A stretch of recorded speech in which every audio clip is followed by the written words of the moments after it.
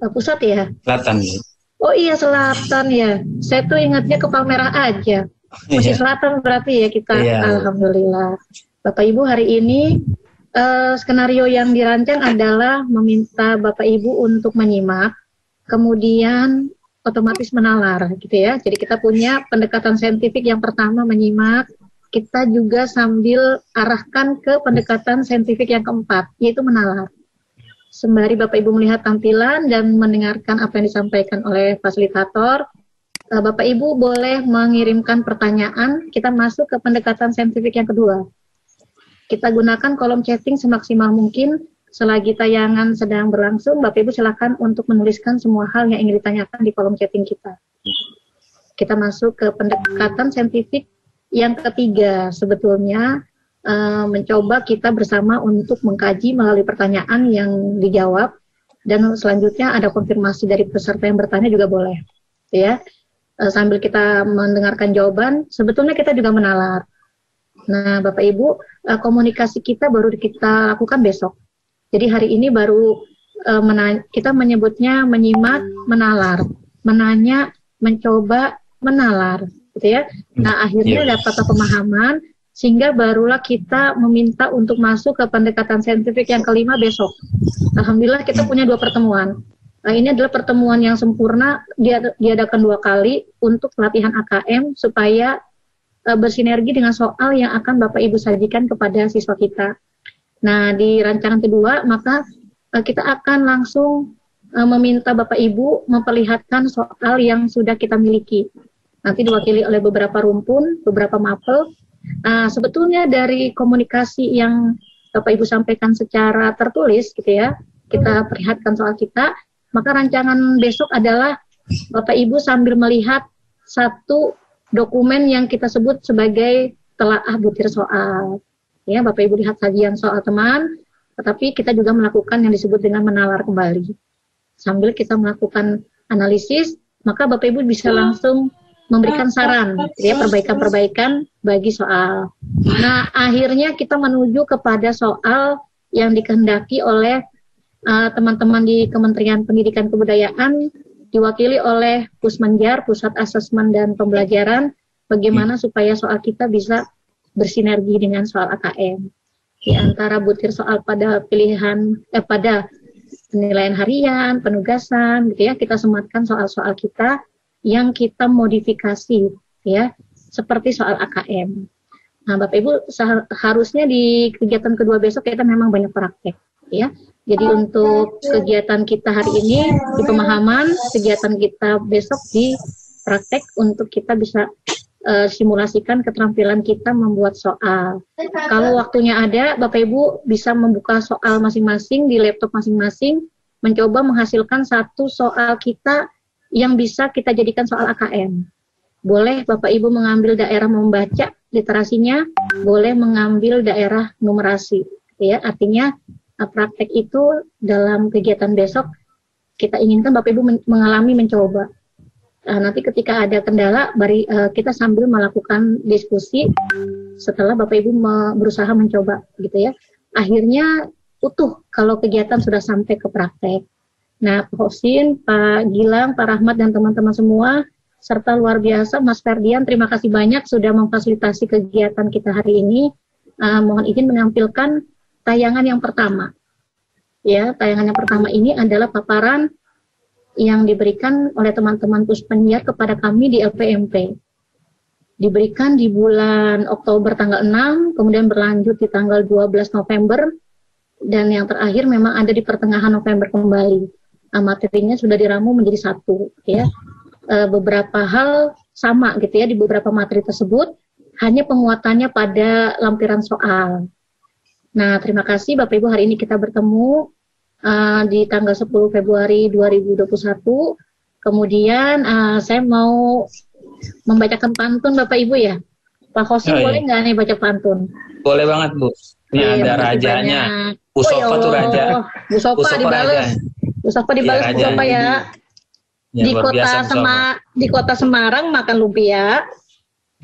Jangan lupa minumnya es belewah. Sungguh mantap guru SMP Islam Al Azhar 4 Jakarta. Tetap bersemangat, meski belajar dari rumah. Amin. Nah, Bu Sofa tuh ditungguin dah, atau Pak Rohmat, Pak, kalau bisa dah, atau Bu Pak Sofa, Gilang. Bu rajanya. Rajanya. Ayo Bu Sofa, balas Bu Sofa. Boleh Bu Sofa, nanti disiapin. Ya, Bapak Ibu sekarang like Pak. Bapak Ibu, yang tadi dibacain sama Pak Gilang panjang sekali ya. Jadi sebelum di LPMP saya pernah jadi guru IPA di MTS Negeri 10 Jakarta Barat, di daerah Jelambar, dekat Pasar Pesing, dekat Grogol lah. Kemudian sambil di sana, di hari Selasa Sabtu saya di SMA Nusa Putra Tangerang di hari yang lain. Nah, akhirnya lebih banyak di SMA Nusa Putra. Tetapi memang waktu itu mengajarnya mata pelajaran fisika dan kimia gitu ya. Padahal mah pengennya kimia, tapi ternyata di SMA itu lebih diperlukan fisika. Nah, Bapak Ibu sambil mengajar, sebetulnya saya juga suka les, melakukan apa ya, masih tetap memberikan les kepada anak-anak ya, les privat. Dan akhirnya ketika di LPMP diterima sebagai instruktur di Mapel Kimia, terpaksa yang di MTS 10 dan di SMA Nusa Putra sudah tidak bisa lagi. Jadi akhirnya sekarang bekerja di LPMP, semula menjadi instruktur di 2001 gitu ya, baru mendapatkan SK menjadi tenaga fungsional Widya Iswara.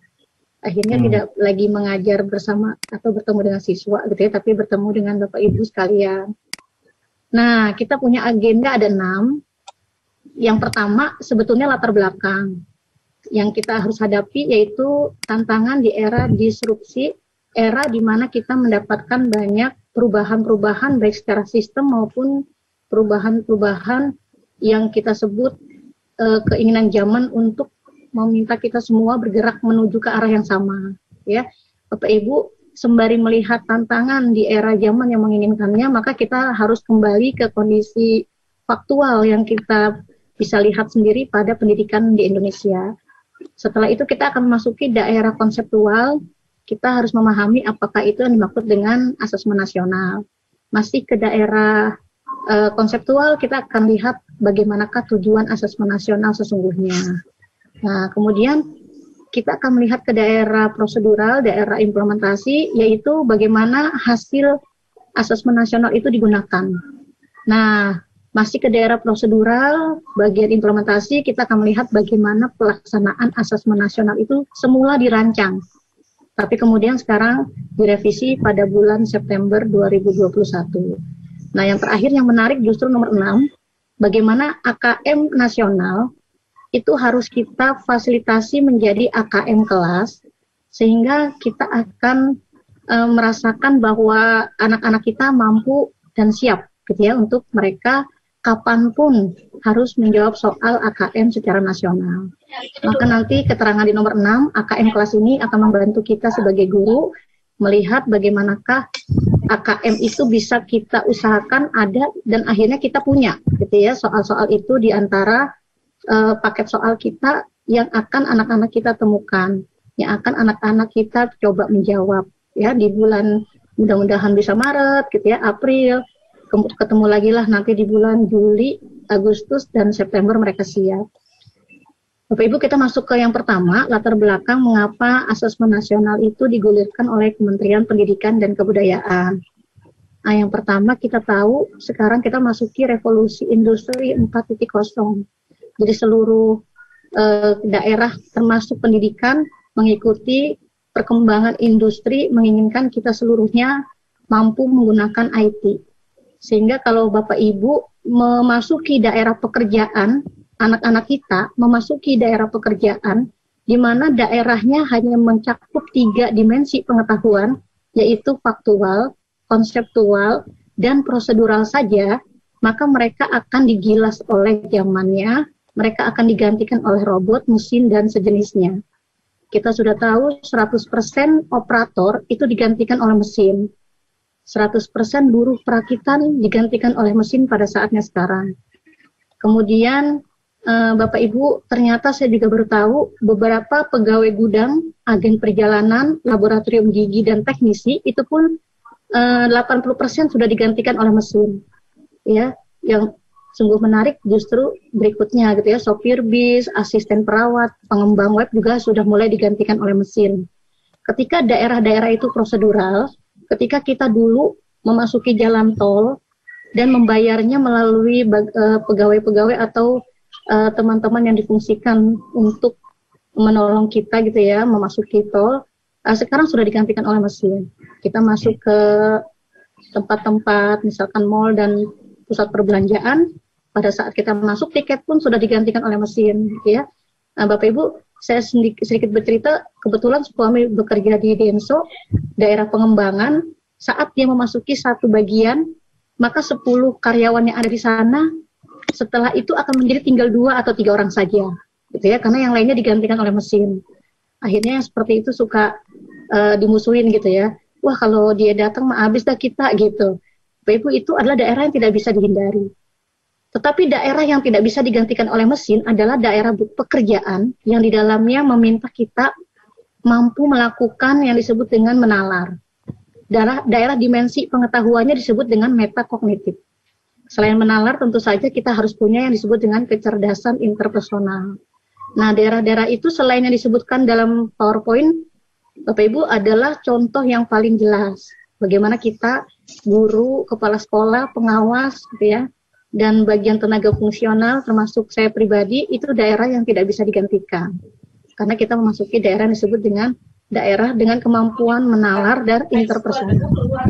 Nah, Bapak Ibu, jadi kita memang selama ini selalu dengan anak-anak ya dalam kegiatan pembelajaran, karena mereka tidak bisa sendiri, tidak bisa mencari sendiri, bahkan sudah dicarikan pun mereka tidak bisa gitu ya, karena ada nilai-nilai yang lain selain dari kita menyebutnya daerah kognitif. Yang kita tidak bisa digantikan yaitu daerah afektif dan psikomotorik.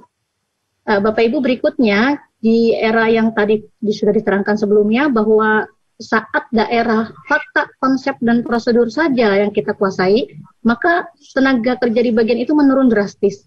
Tetapi daerah kita melakukan analisis, kita melakukan evaluasi, melakukan kreasi gitu ya, itu daerah yang kita sebut dengan menalar. Nah, itu akan ditemukan dia terus-menerus mengalami peningkatan dalam tenaga kerja yang dibutuhkan. Nah, Bapak Ibu, itu adalah daerah industri, daerah anak-anak nanti akan sampai ke sana. Nah, daerah kita di pendidikan, kita punya fakta yang tidak bisa kita hindari, bahwa dalam skor PISA, di literasi membaca, matematika, dan sains, kita masih 70% di bawah kompetensi minimum, 71% di bawah kompetensi minimum, dan 60% di bawah kompetensi minimum untuk membaca, matematika, dan sains. Sesungguhnya soal PISA adalah cikal bakal soal AKM. Membedakan keduanya, PISA meminta literasi itu ada 3 yang dijawab oleh anak-anak kita saat mereka menjadi sampel, yaitu membaca, matematika, dan sains. Kemudian diakomodasikan oleh teman-teman di kementerian menjadi soal AKM, dan memang baru literasi membaca dan literasi numerasi atau matematik saja. Tetapi Pak Abduh gitu ya, mantan kepala Puspendik gitu ya, mengatakan kalau dulu kita mungkin ingin 1 atau 2 literasi saja yang menjadikan itu daerah general atau daerah utama atau dasar. Yang kita pilih akhirnya membaca dan numerasi. Tidak menjadi hal yang mungkin akan berubah gitu ya pada tahun-tahun berikutnya di 2022 dan seterusnya, kita bisa bergerak ke literasi yang lain. Tetapi literasi membaca dan numerasi dulu yang kita sampaikan di 2021. Nah, Bapak Ibu, sembari melihat ke tayangan sebelah kiri pada daerah fakta terkait dengan bagaimana anak kita pada skor PISA, maka di daerah yang berikutnya juga menarik, ada grafik batang yang menyampaikan bahwa anak kita tetap masih banyak yang mereka kurang beruntung. Ya, masih mereka berada di dalam daerah yang mengalami perundungan atau bullying, 41%. Dan akhirnya mereka memiliki daerah yang kita sebut memiliki pola pikir yang berkembang, yang mereka sebut mereka kalau sudah tidak beruntung, tidak pandai, maka dia akan terus demikian. 29% anak kita percaya kalau memang nasibnya sudah begini ya sudah tidak akan berubah gitu. kalau dari SD kita sudah tidak bisa, ya sudah SMP dan seterusnya pun kita tidak akan bisa gitu. Artinya ini daerah kita memiliki anak-anak dengan motivasi yang kurang, ya, optimis yang kurang. Ini sebetulnya yang harus kita kembangkan lebih lanjut, dan itu bisa diwakili oleh daerah soal. Maka nanti soal-soal AKM itu soal-soal yang memotivasi.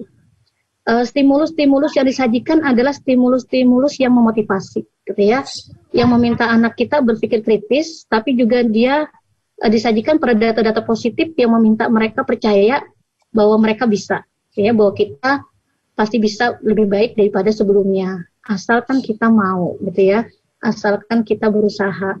Nah, Bapak Ibu, demikian yang disajikan pada daerah PISA dan bagaimana kondisi anak-anak kita sekarang memasuki daerah ruang-ruang kelas.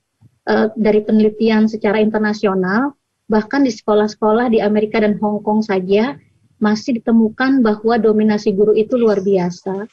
Indikatornya ada pada jumlah kata, ya. Penelitiannya melakukan hal ini. Jadi di Hong Kong saja dari 6.000 kata bahkan sampai hampir 7.000, ya, karena 6.900 kata yang diucapkan oleh guru. Ternyata anak baru mengatakan atau mengucapkan 1.000 kata saja. Jadi baru 5,9% gitu ya, perbandingan atau bagian dari siswa. Nah, kemudian kita pun demikian, dari 3.700 sekian kata yang diucapkan oleh guru, anak-anak kita baru mengucapkan 500 kata saja. Artinya persentasenya lebih rendah gitu ya, karena 3,2%. Bapak Ibu, itu indikasi memang kita masih dominan baik di dalam maupun di luar gitu ya. Nah, ternyata dalam UKG pun karena memang daerah yang kompleks gitu ya, termasuk evaluasinya terkait dengan soal-soalnya yang katanya terlalu teori gitu ya, teori sekali, sehingga teman-teman yang sudah lama meninggalkan daerah kognitif di pedagogik dan seterusnya itu akhirnya terkendala pada uji kompetensi guru, sehingga secara rata-rata kita pun belum optimal. Bapak Ibu, kalau melihat dari pemerataan, mengapa kita dalam soal PISA tidak bisa naik dari sekian periode dilakukan, ternyata memang bagaimana anak-anak kita bisa menguasai soal seperti AKM jika pemerataan itu belum terjadi, gitu ya. Bapak Ibu, ini adalah PR bagi teman-teman di kementerian maupun teman-teman di pemerintah daerah. Nah, kita sekarang bermain di daerah pembelajaran, terhubung dengan kurikulum gitu ya, dengan materi ajar, dengan kompetensi inti maupun kompetensi dasar, terus terhubung dengan bagaimana kita melakukan pembelajaran dan bagaimana pembelajaran itu membutuhkan sekarang daerah IT. Jadi tidak bisa dipisahkan ketiganya, harus kita desain supaya yang kita hantarkan kepada anak-anak itu sampai, ya.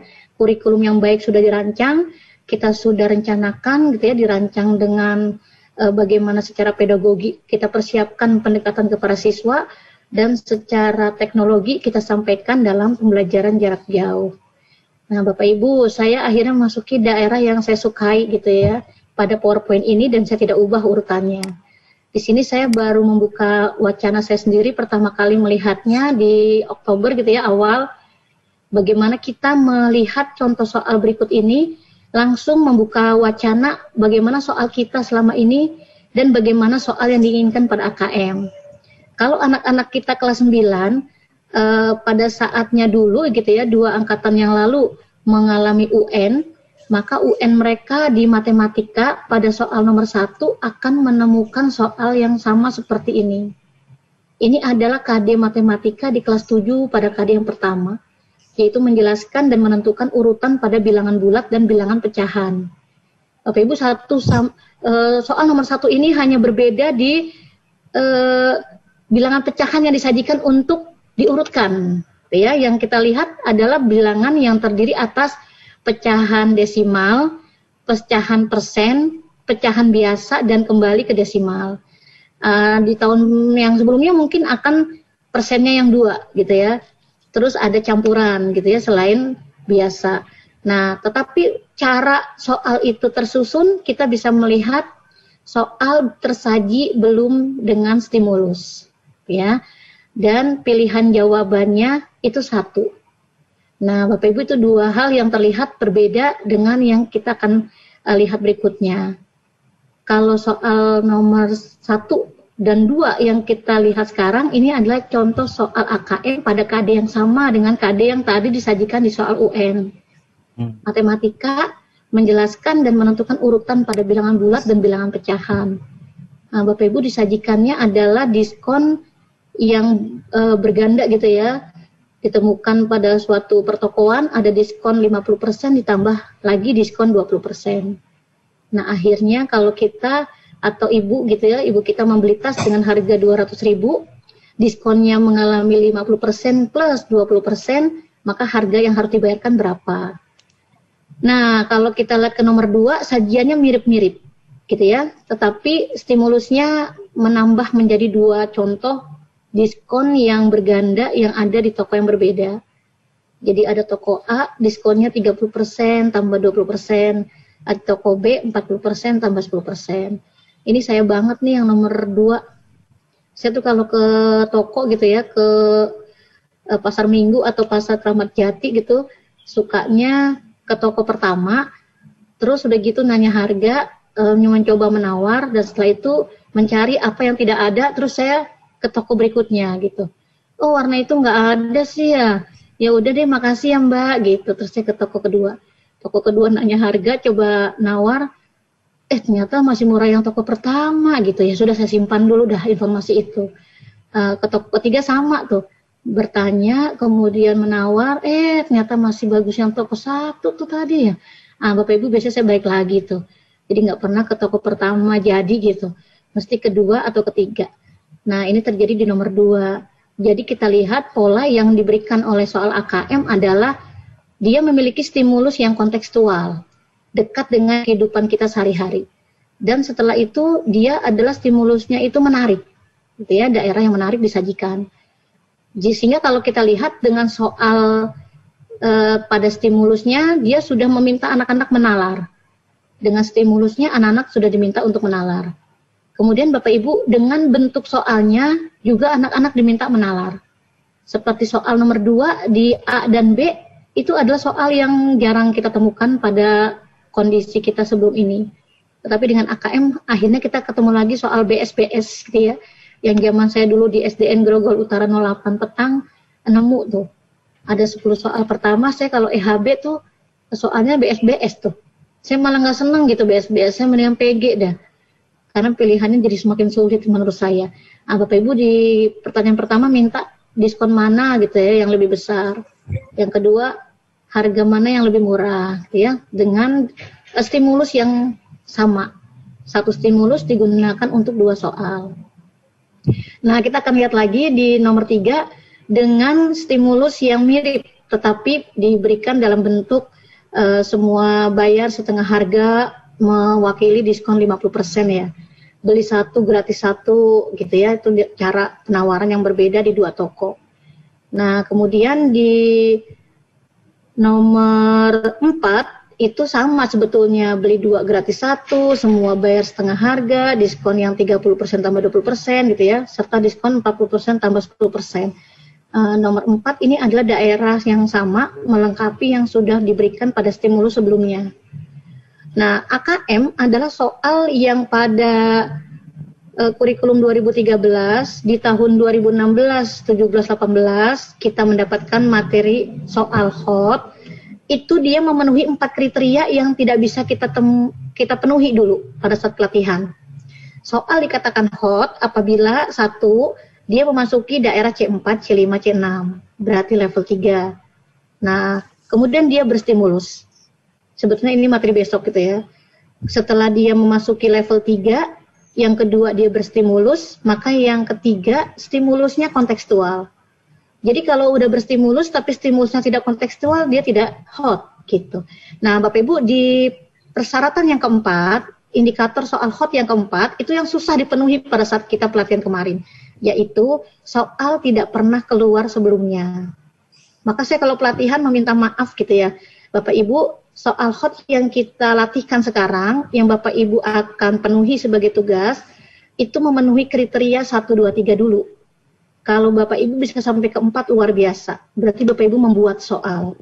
Tetapi kalau tidak sampai, Bapak Ibu menyusun soal dari yang sudah ada, gitu ya, itu juga diperbolehkan.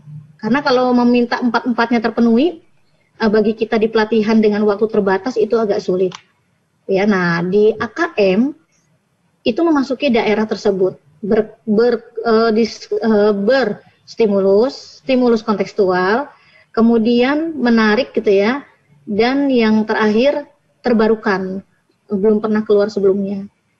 Nah, Bapak Ibu, demikian cara memandang tantangan yang kita hadapi, bagaimana supaya nilai PISA kita bisa naik. Tidak bisa kalau tidak memasuki daerah nasional.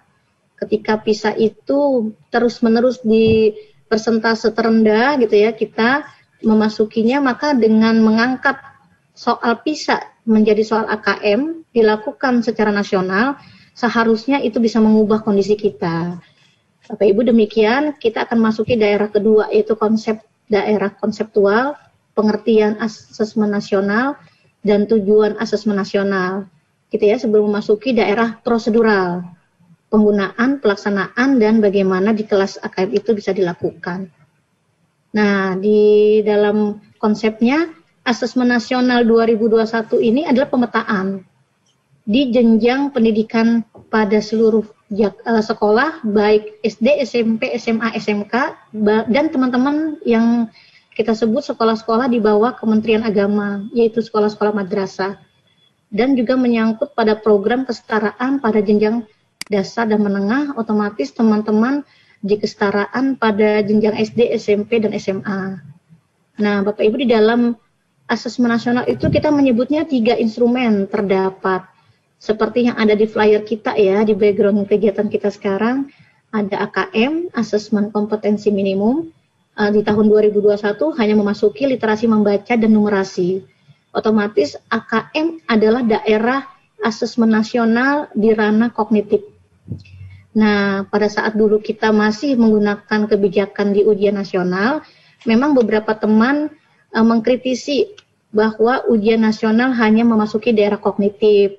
Bagaimana dengan daerah afektif anak-anak kita gitu ya pada jenjang-jenjangnya. Nah, maka daerah kritis itu dibawa pada asesmen nasional menjadikan adanya survei karakter. Otomatis ini memasuki daerah non-kognitif. Kita menyebutnya daerah afektif. Nah, Bapak Ibu, kemudian tidak bisa terlepas kita dari kondisi di mana lingkungan belajar itu sangat mempengaruhi hasil asesmen kompetensi minimum dan survei karakter, mempengaruhi daerah kognitif dan daerah afektif. Maka Kementerian juga perlu tahu bagaimana peta dari lingkungan belajar yang sudah ada di setiap sekolah. Nanti peta tiap sekolah itu akan memperlihatkan peta wilayah gitu ya. Kita punya 5 wilayah dan 1 kabupaten. Kemudian nanti akan menjadi pemetaan provinsi. Nah, akhirnya menjadi pemetaan nasional. Bapak Ibu, kalau kita lihat di pendidikan secara umum demikian, kalau kita lihat nanti di pendidikan kesetaraan, perbedaannya itu pada jenjang di SD dia ada di kelas 6, kalau kita di kelas 5. Terus mereka pada SMP ada di kelas 9, di kita ada di kelas 8. Pada SMA di kesetaraan ada di kelas 12, kita di kelas 11. Mengapa kesetaraan tetap mengambil akhir jenjang? Karena keperluan mereka untuk kita menyebutnya ijazah gitu ya, yang mereka perlukan pada saat memasuki daerah pendidikan kesetaraan itu adalah ijazah, sehingga tetap mereka ada di kelas-kelas akhir jenjang. Nah, di SD, SMP, SMA dan SMK, anak-anak akan memasuki daerah AKM, survei karakter dan survei lingkungan belajar. Nah, selain siswa, otomatis kita guru dan kepala sekolah juga akan menjawab angket seputar survei lingkungan belajar. Nah, nanti waktunya dicanangkan untuk kita tidak seperti siswa gitu ya, waktunya lebih sedikit, kita maka lebih leluasa. Bapak Ibu, di asesmen nasional juga diterangkan bahwa selain pemetaan, dia juga akan meminta kita memahami daerah input, daerah proses, dan daerah hasil. Dan itu akan mencerminkan kinerja sekolah sebagai umpan balik berskala objektif yang komprehensif bagi manajemen sekolah.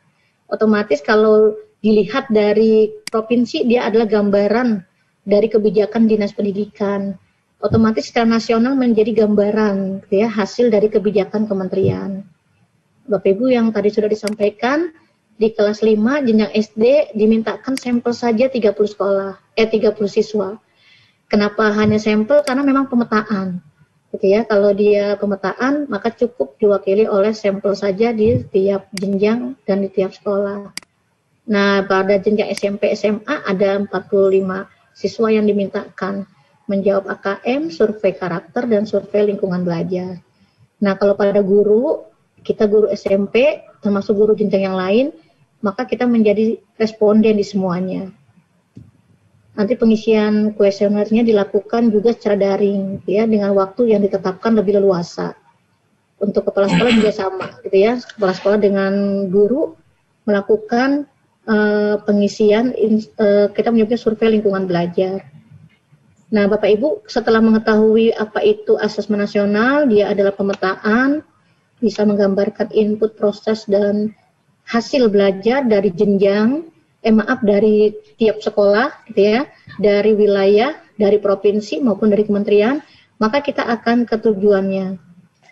Diawali dengan asesmen nasional meningkatkan mutu pendidikan, makanya tujuan besar ya. Di dalam asesmen kita sebetulnya mendapatkan banyak informasi terkait kemampuan literasi membaca dan literasi numerasi, itu hasil AKM. Nanti terkait bagaimana karakter siswa kita terlihat dari survei karakter.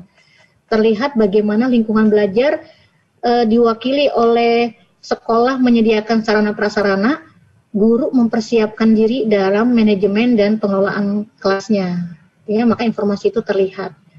Nah, seharusnya informasi-informasi ini didapatkan oleh sekolah setelah AKM atau asesmen nasional berlangsung, maka itu akan menjadikan sekolah memiliki program-program peningkatan mutu. Program-program peningkatan mutu pendidikan itu akan fokus pada satu sasaran, yaitu pendidikan, kualitas pembelajaran yang meningkat. Ya, diarahnya ke sana, sehingga kita akan memperoleh hasil melalui hasil belajar siswa. Nah, akhirnya Bapak Ibu, asesmen ini arahnya sangat dekat dengan pembelajaran. Dekat dengan pembelajaran yang meminta anak menalar, dekat dengan penilaian yang kita sediakan supaya anak bisa memasuki daerah yang disebut dengan penilaian berpenalaran. Kemudian kita masuki asesmen nasional ini dengan tujuan sebagai petunjuk arah tujuan dan praktek pembelajaran. Saya pernah mengisi kegiatan di SMA 28 Jakarta Selatan untuk judul yang sama. Kemudian mohon izin Pak Kozin dan teman-teman menyampaikan, Pak Ali Mukodas menyampaikan bahwa dalam asesmen nasional, terutama di AKM, Bapak Ibu tidak perlu khawatir, ya. Kepala sekolah, guru, serta orang tua dan siswa tidak usah khawatir, karena memang asesmen nasional atau AKM itu bukan milik individual. Hasilnya bukan gambaran prestasi anak per anak, ya, tetapi gambaran bagaimana sekolah pada literasi membaca dan numerasi. Nanti hasilnya mungkin meminta kita memahami literasi membaca di sekolah kita sudah baik. Literasi numerasi di sekolah kita juga sudah baik. Nah, bagaimana ke depan kita ingin menjadi bukan baik saja, tetapi mahir pada literasi membaca dan numerasi. Tetapi mungkin sekolah yang lain mendapatkan hasil AKM pada literasi membacanya sudah baik, tetapi literasi numerasinya masih cukup, gitu ya. Nah, maka menjadi program sekolah untuk meningkatkan bagaimana literasi numerasi itu dikuasai oleh siswa. Memasuki pembelajaran, bagaimana guru saat mengajar di daerah literasi numerasi, dan bagaimana soal dipersiapkan supaya anak menguasainya. Gitu ya Bapak Ibu, jadi hasilnya ada 4. Yang paling tinggi memang mahir, gitu ya. Kemudian di bawahnya adalah baik. Kemudian cukup, dan yang terakhir adalah perlu bimbingan atau perlu penanganan khusus, gitu ya, bagi anak-anak kita yang tidak bisa menjawab soal sama sekali, gitu ya. Sama sekali itu artinya di ketiga pola soal dia tidak bisa menjawabnya. Nah, Bapak Ibu, jadi asesmen nasional itu sebetulnya gambaran sekolah sudah mengemas bagaimana ke-8 standar nasional pendidikan itu bisa mewadahi anak dalam pembelajaran. Kalau saya mah pribadi senang gitu ya dengan kondisi ini, sehingga nanti yang akan diperbaiki adalah prosesnya. Tidak hasil belajar semata yang dikejar sebagaimana dulu saat UN. Jadi berlomba-lomba melakukan pendalaman materi di kelas-kelas akhir jenjang. Harusnya dia bukan demikian, tetapi harusnya ada di setiap jenjang dan di setiap kelas. Jadi penguatan AKM itu meminta semua kelas, tidak hanya kelas 9 tapi kelas 8 dan kelas 7. Tidak hanya kelas 12 tetapi kelas 11 dan kelas 10. Tidak hanya anak-anak di kelas 6 tapi juga ya kelas 5 dan seterusnya ke bawah.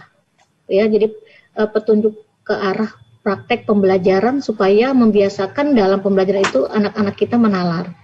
Akhirnya wadahnya adalah tugas-tugas. Nah, akhirnya tugas-tugas ini menjadi bagian mereka untuk mengulanginya dan bisa menjawabnya pada ulangan harian atau kita sekarang menyebutnya penilaian harian. Nah, Bapak Ibu di asesmen nasional nanti akan ada yang bertanya kenapa literasi membaca dan numerasi saja. Karena ini adalah literasi dasar. Dan kalau kita bisa arahkan pada keduanya, anak-anak sudah mampu sampai kepada daerah mahir, maka literasi membaca bisa mengarahkan pada literasi yang lain. Misalkan literasi sains, ya.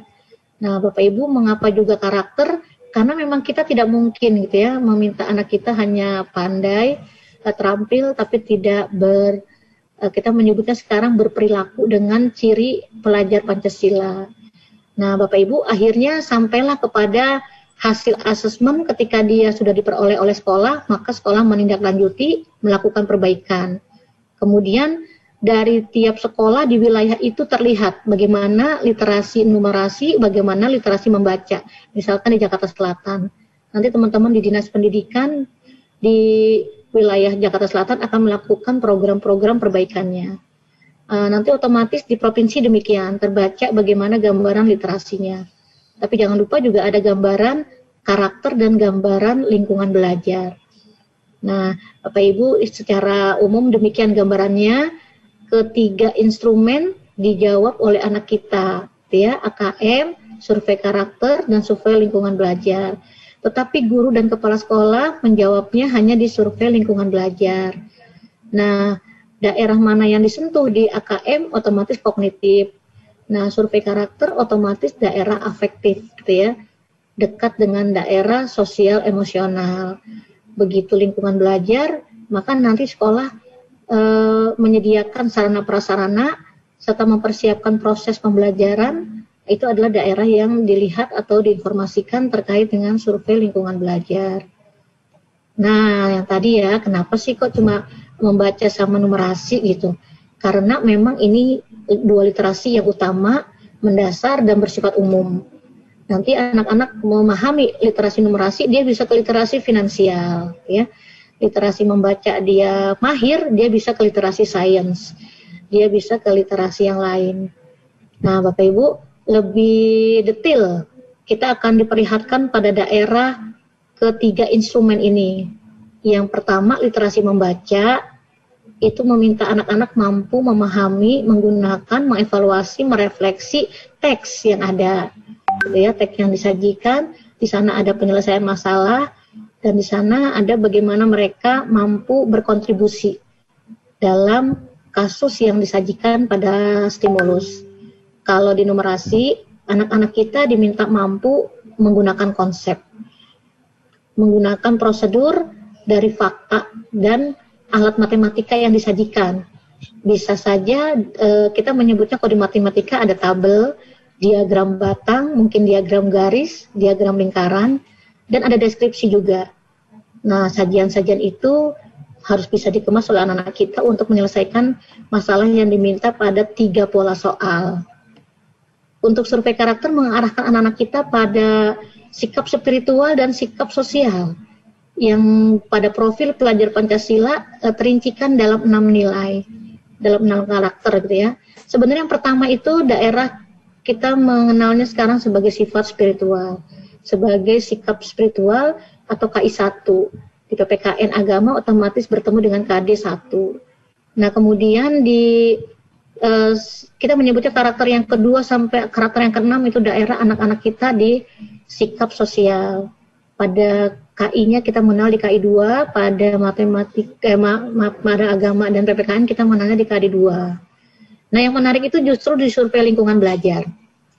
Bapak Ibu, saya senang banget yang disentuh itu bukan hanya sekolahan, bukan hanya bagaimana pembelajaran, bagaimana guru merencanakan, tapi juga ingin tahu bagaimanakah indeks sosial ekonomi siswa. Dilihat dari pendidikan orang tua, pekerjaan orang tua, sama fasilitas yang ada di rumah. Ya, makanya akan dilihat kalau hasil AKM itu tidak optimal, padahal sekolah sudah menyediakan, maka mungkin daerah ini yang belum tersentuh. Ya, dari dukungan dari orang tua yang belum terlihat. Jadi ada daerah kita meng-cross check. Kenapa survei karakter kita pada anak-anak ditemukan belum optimal, padahal di sekolah dan padahal di guru sudah melakukan dengan baik. Maka cross check-nya ada di survei lingkungan belajar pada indikator indeks sosial ekonomi. Nah, Bapak Ibu terima kasih sudah ke daerah fakta pada tantangan, konsep pada pengertian dan tujuan. Sekarang kita kepada daerah prosedur gitu ya. Penggunaan hasil asesmen nasional, pelaksanaan, dan nanti kita akan ke AKM kelasnya dimintakan untuk memahami, diimplementasikannya di kelas seperti apa. Satu slide saja untuk menggambarkan asesmen nasional 2021 itu tidak digunakan untuk menilai prestasi murid atau kinerja guru dan sekolah. Ya, jadi nomor 1 ini penting supaya kita tahu berbeda dengan UN dulu, sehingga anak-anak dan orang tua tidak usah khawatir ketika nanti anaknya menjadi sampel, gitu ya, kalau terpilih menjadi sampel. Itu kemarin di SMA 28 sampai ada guru yang bilang gini, Bu Sri, ada tuh orang tua yang kagak mau anaknya ntar jadi sampel. Pokoknya kalau anaknya jadi sampel dia nggak mau, gitu. Waduh, berarti ini harus diberikan dalam sosialisasi, gitu ya, karena tidak tertulis sebagai identitas anak, gitu ya, hanya identitas nomor, hanya untuk mewakili sekolah saja. Nah, laporan hasil asesmen nasionalnya itu akan diberikan kepada sekolah. Otomatis kepala sekolah dan guru mengetahui hasilnya. Otomatis itu akan meminta mereka membuat program peningkatan, perbaikan pembelajaran dan penilaian, gitu ya, sehingga mendapatkan literasi membaca dan numerasi berikutnya lebih baik. Nah, makanya di poin ketiga nih, pas lagi sosialisasi kepada orang tua ditekankan supaya tidak cemas, gitu ya, karena yang diminta itu adalah pemetaan. Seluruh hasil pemetaan itu tindak lanjutnya adalah program. Jadi kementerian itu nggak mungkin tidak punya peta, gitu. Setiap tahun tuh harus ada peta. Peta perwakilan hasil penilaian itu dulu namanya UN. Nah, sekarang namanya AN. Nanti peta itu akan meminta kementerian membuat program. Ya, tanpa peta, maka programnya tidak bisa menyentuh daerah kebutuhan. Tidak tahu kondisi di lapangan, tidak tahu bagaimana lingkungan belajar, bagaimana karakter anak, dan bagaimana kita menyebutnya literasi mewakili daerah kognitif bagi anak kita. Bapak Ibu, kita abaikan yang penyetaraan, gitu ya, hanya untuk pengetahuan saja. Nah, sekarang kita ke daerah pelaksanaan. Nah, semula pelaksanaannya itu dirancang mengikuti kesiapan jenjang. SD itu sangat tidak siap kalau AN berbasis komputer, gitu ya. Jadi akhirnya perancangan awal, saya katakan di sini rancangan jadwal pelaksanaan asesmen nasional semula, gitu ya. Semula itu rancangannya demikian. Waktu ditanyakan ke Pusmenjar kenapa SD itu lari ke Agustus, itu karena masalah kesiapan.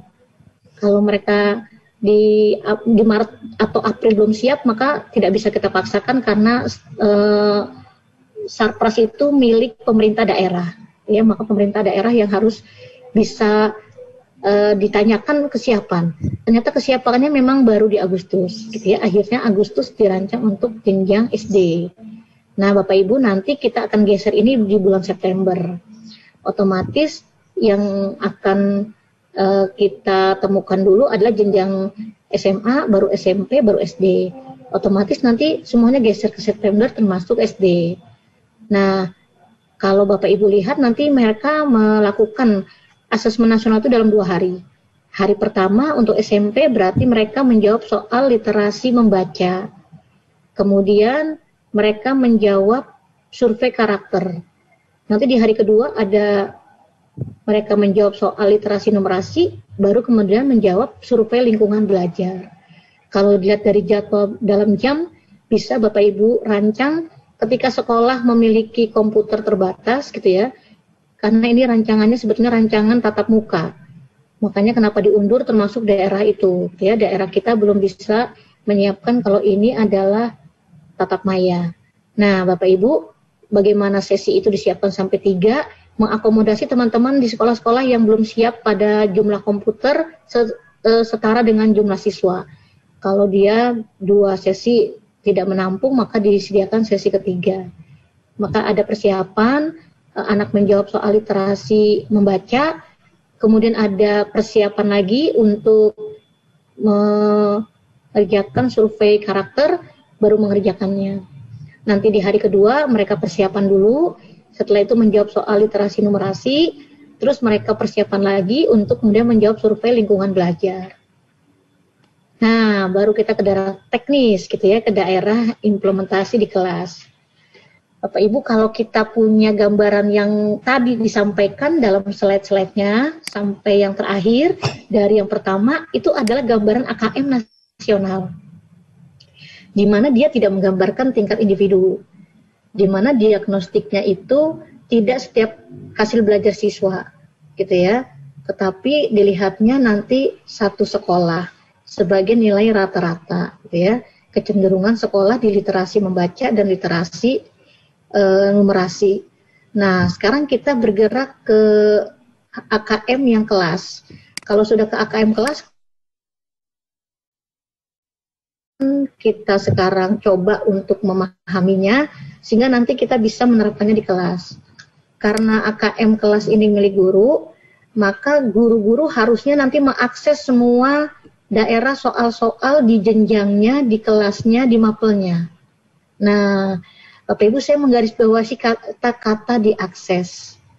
Nah, sesungguhnya Pusmenjar itu sedang mempersiapkan. Tetapi saya belum dapat informasi yang terakhir, akses itu sudahkah ada lengkap dipenuhi di semua jenjang, di semua kelas, di semua mapel. Maka sembari menunggu itu, seharusnya kita tinggal mengakses, seharusnya kita tinggal memberikan kepada siswa gitu ya, dalam proses maupun dalam penilaian, maka kita mempersiapkan diri.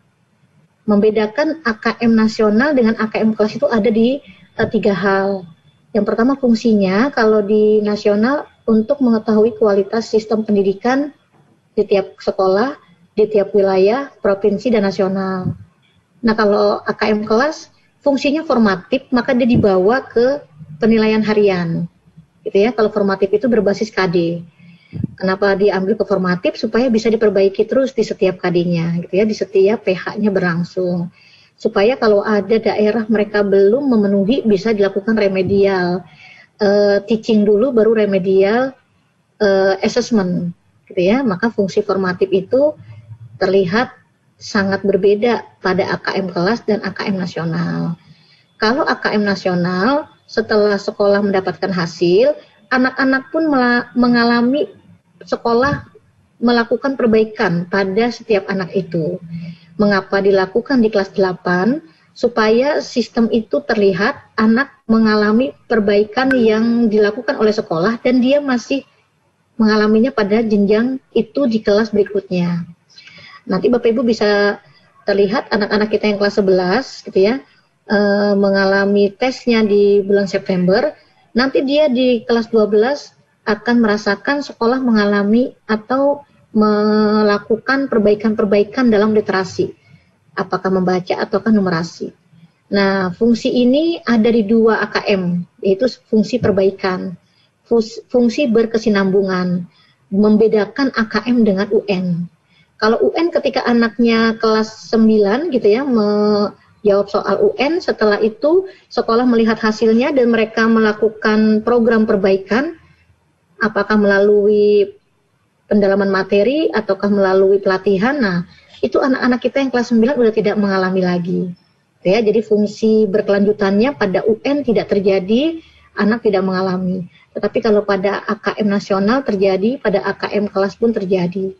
Nah, sampelnya otomatis AKM tadi hanya di kelas-kelas yang ada di tengah-tengah gitu ya, setiap jenjang. Kalau di AKM kelas, seluruh kelas, kecuali kelas 1 SD. Kemudian di pelaksanaan juga otomatis dilakukan oleh pusat, diwakili oleh Pusmenjar, sedangkan AKM kelas oleh kita sebagai guru di setiap kelas. Bapak Ibu dibagilah akhirnya, sudah masuk ke teknis kita, saat Bapak Ibu melihat soal literasi membaca, maka yang Bapak Ibu perhatikan apakah teksnya informasi atau sastra. Ketika kita memasuki guru mata pelajaran bahasa Indonesia ingin memberikan literasi membaca, maka pilihan kita bisa dua itu. Kita mau ambil soal kita ada teks informasi boleh.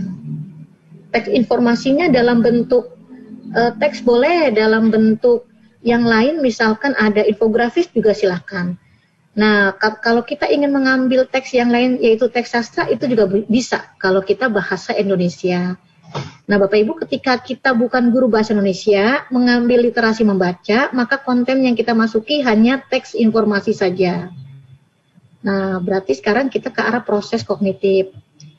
Setiap satu stimulus itu akan mewadahi 3 pola soal, 3 tipe soal, dan 3 tipe itu mewakili proses kognitif. Otomatis tipe soal pertama yang muncul itu adalah soal level 1, mewakili proses kognitifnya adalah menemukan informasi. Nanti kalau udah ke soal kelihatan. Jadi hanya mencari apakah pernyataan berikut ini ada dalam teks gitu, hanya menemukan. Apakah pernyataan dalam teks berikut ini suatu fakta atau bukan fakta gitu. Ataukah aktivitas dalam teks, aktivitas di bawah ini suatu yang bersifat sistematis atau bukan gitu. Jadi hanya menemukan informasi. Masih ke level 1 di C2, memahami. Nah, begitu soal kedua, itu memasuki level 2. Anak-anak mampu menginterpretasikan dan mengintegrasikan. Nanti menghubungkan antara yang ada di teks dengan yang keseharian gitu ya, mengimplementasikan dengan yang ada di keseharian. Bapak Ibu begitu memasuki soal ketiga itu proses kognitif yang ketiga juga, yaitu evaluasi dan refleksi. Memasukinya berarti level 3 dan dipilihkan oleh teman-teman Pusmenjar itu mewakilinya oleh C5 bagian evaluasi. Nanti anak-anak biasanya diberikan satu kesimpulan. Apakah mereka setuju dengan kesimpulan tersebut? Jelaskan. Setuju karena ini, tidak setuju karena itu. Kalau dia literasi membaca. Bapak Ibu, isi dari teks informasi di dalamnya bisa saja tentang personal, gitu ya. Misalkan tentang satu pahlawan, misalkan tentang satu selebriti yang berkarakter diambil sebagai teks informasi, masuk ke konteksnya personal. Diambil olahragawan yang menginspirasi gitu. Nah, bisa aja konteks yang di dalamnya, isi dari konten informasi itu adalah sosial budaya. Kondisi kita sekarang, kondisi kita di desa, kondisi kita di daerah-daerah terpencil, dan seterusnya. Tetapi bisa memasuki daerah saintifik, daerah akademik, daerah penelitian, daerah-daerah bersumber, gitu ya. Bersumber, berliterasi, yang mengarahkan anak-anak sampai ke proses saintifik. Artinya ada sistematik yang dijaga di saintifik itu. Nah, Bapak Ibu memasuki daerah numerasi, otomatis dia kontennya ketika kita mata pelajaran matematika bisa keempatnya. Bilangan, pengukuran, geometri, data, dan aljabar. Tetapi kalau kita mapel lain, maka bisa kita ke bilangan saja. Misalkan data dalam PJOK di KD Kesehatan mengambil data penduduk atau masyarakat di Indonesia yang sembuh dari COVID-19 misalkan gitu. Nanti persentasenya dan seterusnya. Artinya sepanjang ada bilangan yang bisa dikedepankan maka bisa memasuki literasi numerasi. Misalkan agama mau masuki daerah materi pewarisan gitu ya, maka bisa masuk ke daerah numerasi karena yang diambil kontennya bilangan. Nah, Bapak Ibu, di daerah numerasi juga ada 3 pola soal, 3 tipe soal. Soal pertama memasuki pemahaman, gitu ya, daerah C2. Memang tidak ada C1. AKM itu paling taksonomi yang paling kita menyebutnya paling dasar diambil adalah C2, gitu ya, mewakili level 1. Kalau level 1 itu ada C1, C2, maka C2 yang kita ambil. Kalau level 2 itu ada C3, ya itu adalah aplikasi. Pola yang kedua atau tipe yang kedua dari soal. Nah, begitu masuk ke pola ketiga, itu adalah daerah level 3 atau penalaran. Di penalaran atau level 3 ada C4, C5, C6, yang diambil yang C5-nya. Itu ya, mewakili. Nah, otomatis dalam konten bilangan yang diambil dalam numerasi bisa personal, bisa sosial kultural gitu ya, bisa saintifik. Bapak Ibu nanti ke soal ditekankan daerah-daerah ini. Nah, yang menarik, setelah stimulusnya saja sudah meminta anak menalar, maka yang menarik yang lain adalah bentuk soalnya juga sudah meminta anak menalar. Memang 80% soal AKM kita tetap adalah PG. Tapi PG dengan satu jawaban benar itu cuma 20%. Ya. Sedangkan PG yang paling banyak 3 kali lipat ya 60%-nya adalah PG dengan jawaban bisa lebih dari 1. Maka nanti kalau dia ada 4 pilihan bisa 1-2, 1-3, 1-4 gitu. Bisa 2-3, 2-4, bisa 3-4. Jadi banyak banget yang menjadi pilihan karena pilihannya bisa 2, 3 atau mungkin 4. Nah, kalau dia soalnya daerah yang tadi kita masuki BSBS gitu ya, sistematis atau tidak, fakta atau bukan, ada dalam teks atau tidak, nah itu sebetulnya daerah menjodohkan, itu 10%. Nanti yang Bapak Ibu temukan ada yang sedikit-sedikit adalah daerah yang tadi sudah ketemu di level 3 yaitu uraian, dia 5%. Atau nanti melengkapi daerah itu adalah isian singkat, juga 5%. Bapak Ibu, yang tadi dikemukakan sebagai predikat dari akhir AKM adalah 4 predikat di bawah ini. Kalau ada anak kita bisa menjawab nomor 1, 2, 3.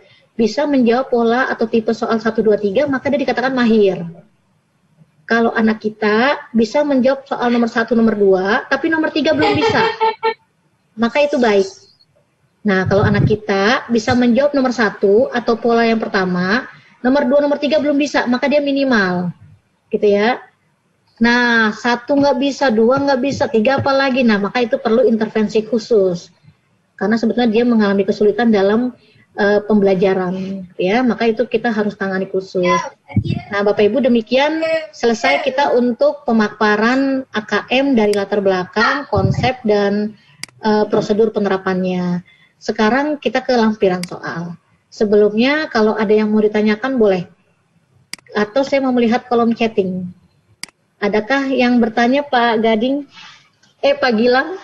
Bapak Ibu silakan, mari. Ya, Bu. Kalau ada yang ingin bertanya silakan Pak Rahmat Setiawan. Siap, Pak Rahmat. Aduh, Pak Rahmat mas sudah 32 JP. Siap, Pak Rahmat. Bu, saya masih banyak harus belajar ini, Bu. Ya, ini, Bu. Terima kasih. Assalamualaikum warahmatullahi wabarakatuh. Waalaikumsalam warahmatullahi wabarakatuh. Paparannya bagus sekali, Bu. Walaupun saya sudah ikut yang di guru belajar, tapi kalau guru belajar kan saya nggak bisa nanya, Bu, sama komputer, Bu. Kalau saya nggak paham, kalau ini saya bisa nanya. Ini mohon izin, Bu, ada 3 pertanyaan. Siap. Yang pertama, saya kebetulan ngajar bahasa Inggris, Ibu. Nah, kalau saya lihat itu contoh-contoh soal di AKM itu berbahasa Indonesia. Nah, yang saya tanyakan peran bahasa Inggris di sini bagaimana? Apakah ada soal dalam bahasa Inggris? Itu yang pertama. Yang kedua, dengan adanya perubahan dari bulan September Maret ini kan ke bulan September Oktober ya, Bu ya. Nah, yang mengikuti itu adalah murid kelas 8 yang nanti mereka sudah di kelas 9 atau murid sekarang yang kelas 7 ketika bulan September Oktober mereka yang di kelas 8. Itu, Bu. Nah, karena kan kalau kelas 9 udah pasti mereka sudah di kelas 10 ya, mereka udah SMA. Dan yang terakhir, Ibu, mau dengan jumlah, apakah ada regulasi tertentu ketika nanti dengan perpindahan di bulan September Oktober itu kan tadi ada sesi 1, sesi 2, sesi 3. Apakah ada jumlah maksimal per ruangan jika itu offline? Dan jika itu online, mudah-mudahan sih kita berharap tahun ajaran baru kita udah bisa offline ya, Bu ya. Jika online itu apakah ada regulasi khusus juga, Bu, untuk per sesinya itu berapa murid? Terima kasih, Bu. Siap. Aduh, pertanyaannya keren banget. Pak Rahmat, saya menjawab nomor 2. Nomor 2 berarti kita bawa kembali ke slide yang SD. Waktu pertama kali teman-teman Pusmenjar memberikan materi ini, saya ingatnya Pak Abduh tuh. Sekarang digantikan Bu Asriati ya.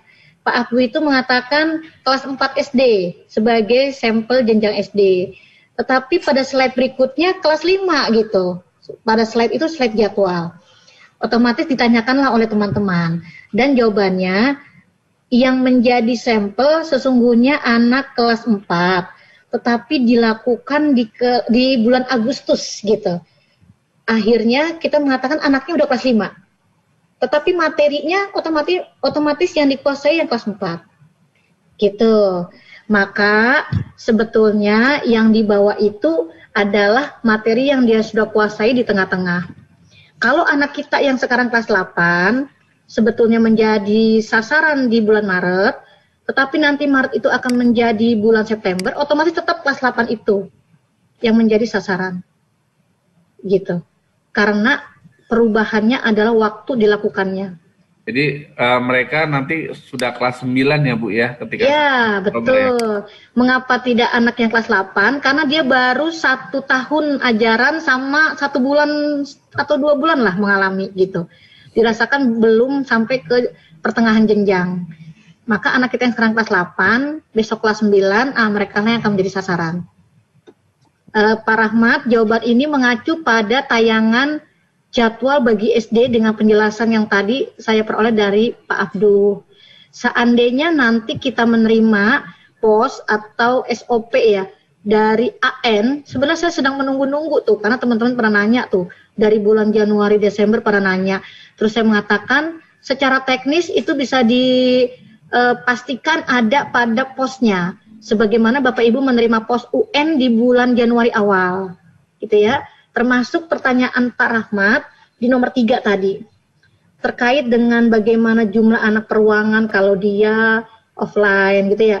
Bagaimana kalau dia online. Nah itu semuanya terjawab pada POS.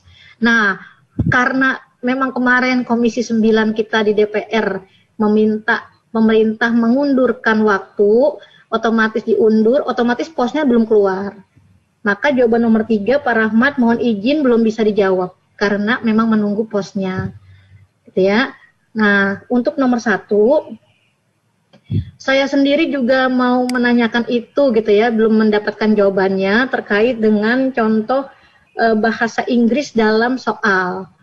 Bapak Ibu, kalau di AKM memang kita arahnya ke literasi membaca, memang membaca yang dicontohkan terus adalah membaca dalam bahasa Indonesia.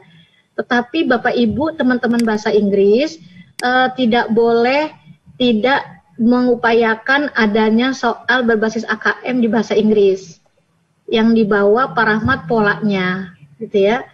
Mohon maaf kalau nanti ada contoh nanti saya share ke Pak Rahmat. Untuk bahasa Inggris saya sendiri belum dapat, ya Pak Rahmat mohon maaf. Sesungguhnya teman-teman di Pusmenjar itu mempersiapkan semua jenjang, semua mata pelajaran, semua kelas, gitu. Maka kalimat guru mengakses informasi otomatis dan soal AKM kelas itu saya garis bawahi pada slide kita tadi. Kalau mereka guru-guru kita mengakses berarti sudah disediakan. Dan memang tidak mungkin kita yang mempersiapkan karena ini adalah daerah kita baru. Belum tentu mampu, maksudnya begitu. Kecuali teman-teman sekaliber guru-guru SMA Islam Al-Azhar atau SMP Islam Al-Azhar seperti sekarang. Jadi kalau udah senggol dikit gitu, wah besoknya langsung pada ngerti, langsung jadi tuh soal gitu. Kayaknya Bu Sofo udah jadi tuh soalnya tinggal paparan besok Bu Sofo. Bapak Ibu, demikian jawabannya ya Pak Rahmat ya. Nanti mohon diikuti polanya untuk dibawa tetap ke dalam bahasa Inggris. Baik, Pak Rahmat, berikut jawaban dari Bu Sri Sulastri Pak ya. Kemudian ini Bu Sri ada pertanyaan di kolom chat nih Bu Sri. Oh ya ampun saya belum baca. Assalamualaikum dari Pak Tony. Assalamualaikum, mohon izin bertanya. Untuk siswa kelas 8 yang akan ikut AKM, lantas di kelas 9 mau ke SMA, apakah nilai AKM bisa dijadikan acuan masuk SMA negeri atau masih memakai nilai raport? Itu Bu pertanyaannya. Siap. Keren Pak Tony, jawabannya tidak bisa karena tidak semua anak memiliki nilai. Karena AKM bukan nilai prestasi per siswa, tapi pemetaan di tingkat sekolah, dibawa ke tingkat wilayah, provinsi, dan kementerian. Berarti jawabannya tidak bisa, sehingga kembali ketika PPDB dari SMP ke SMA menggunakan nilai rapor. Tidak seperti dulu, gitu ya, karena fungsinya berbeda. Kalau dulu UN adalah hasil belajar, penilaian sumatif, gitu ya, penilaian akhir jenjang, maka pada AN dia bukan penilaian sumatif, tetapi dia tetap formatif pada jenjangnya. Formatif itu kan di tengah-tengah jenjang. Maka fungsinya untuk perbaikan berkelanjutan. Gitu, pada jenjang itu dari kelas 8 jadi kelas 9 ada perbaikan yang dia alami. Pak Kozin, langsung aja kalau Pak Kozin. Silakan Pak Kozin. Iya. Makasih Bu ya. Siap. Saya bertanya ke wilayah kebijakan Bu ya, tidak teknis. Untuk yang teknis nanti yang bertanya Bapak Ibu Guru. Yang pertama, sebenarnya ada 2 pertanyaan, tadi sudah terjawab oleh Ibu, kenapa numerasi dan literasi. Itu sudah dijawab. Yang kedua, Bu, saya berpikir begini, kalau survei karakter itu untuk mengukur karakter siswa, Bu ya, kenapa hanya kelas 8 saja? Walaupun kalau mau dijawab dengan jawaban ini pintas, ya ini apa kebijakan. Tapi biasanya kebijakan kan juga punya dasar Bu ya. Begini Bu, sekolah itu kan ada kelas 7, kelas 8, kelas 9. Sementara tadi kelas 8 hanya 45 orang. Kenapa tidak masing-masing level itu 15? Kalau memang untuk mengukur kualitas pendidikan di satuan pendidikan, masing-masing level harusnya terwakili gitu Bu. Tidak hanya di kelas 8 saja. Ini terkait dengan survei karakter ya. Yang kedua, tadi jawaban apa nih Ibu dari pertanyaan Pak Rahmat ada sedikit misinformasi yang saya dapatkan ketika pelatihan AKM juga 3 bulan lalu ya. Untuk nanti yang AKM di kelas di bulan September nanti, informasi yang saya dapatkan adalah kelas 8 yang sekarang kelas 7 naik. Nah, tadi saya dapatkan dari Ibu kelas 8 yang nanti di bulan September kelas 9. Nah, kalau yang jawaban Ibu nanti AKM di bulan September itu kelas 9, berarti nanti selamanya akan kelas 9. Karena kelas 8 yang sekarang kelas 7 naik ke kelas 8 itu akan loss dari AKM ini. Nah, ini 2 informasi yang saya dapatkan, yang lebih sahih yang mana Bu gitu. Karena gitu. Kalau di bulan September yang kelas 8 ini berarti seluruhnya dan seterusnya kelas 8. Itu Bu. Makasih Bu, itu aja Bu. Siap. Nah, berarti saya takut lupa Pak Hosin, mohon izin yang ketiga dulu ya, padahal masih nulis gitu. Berarti ada 2 cara memandangnya. Nanti saya mohon izin, saya harus klarifikasi lagi kepada teman-teman Pusmenjar. Jadi, mengapa yang sekarang tetap di bulan September dilakukan dengan anak-anak yang kelas 8 sudah kelas 9? Karena yang diambil adalah pertengahan. Pertengahan itu artinya materi yang mereka sudah dapat di pertengahan. Artinya kalau mereka kelas 8, mereka sudah dapat tuh materi kelas 7, udah dapat materi kelas 8, gitu. Perbedaannya dari Maret ke September tidak terlalu banyak gitu. Artinya secara materi mereka mungkin baru berbeda atau tambah materi di April gitu ya. Di bulan April untuk di kelas 8-nya, mungkin nambah sedikit di Juli Agustus lah di kelas 9. Tetapi secara materi dia sudah dapat utuh di kelas 8 gitu. Sehingga untuk mewakili jenjang dia sebenarnya benar seperti konsep awal di jenjang SD yang pertama itu. Sehingga konsep dia diundur di September bukan berarti di tahun 2022 itu September lagi, bukan. Harusnya tetap di Maret. Gitu. Harusnya tetap di Maret karena yang mau dilihat adalah anak kelas pertengahan itu sudah mengalami 2 tahun gitu pembelajaran. Jadi karena ini diundur, konsepnya jadi di September. Padahal secara konsep atau secara prosedur sudah dirancang memang di Maret, gitu ya. Berarti nanti saya mesti klarifikasi siapa Hosin? Berarti kesimpulannya tahun 2020 tahun pelajaran depan akan ada 2 AKM ya Bu? AKM di bulan September dan di bulan Maret gitu kan? Ya, di tahun ajaran. Ya, logikanya begitu. Ya. Logikanya begitu. Ya. Tahunnya berjalan, tetapi tahun ajarannya sama, gitu ya? Sama, iya. Tetapi Pak Hosin, karena saya juga harus klarifikasi, terima kasih banyak, dan kita terima kasih banyak bertemu 2 kali, saya tetap akan menelpon lagi. Ketika ada informasi seperti yang Pak Hosin sampaikan, saya tetap harus klarifikasi. Nanti ada informasi apapun saya sampaikan ke Pak Hosin dan kita terima itu, gitu. Padahal memang yang menjadi pegangan kita itu sebenarnya pos, ya. Tetapi cara kita mempersiapkan anak dia kelas 8 atau kelas 9 itu sangat penting, gitu ya Pak Hosin ya. Nah, terima kasih, pertanyaannya cakep banget. Saya garis bawahi yang pertanyaan ketiga. Nah, sekarang pertanyaan kedua juga cakep nih. Ini tentang kalau di statistik itu namanya pengambilan sampel, teknik pengambilan sampel.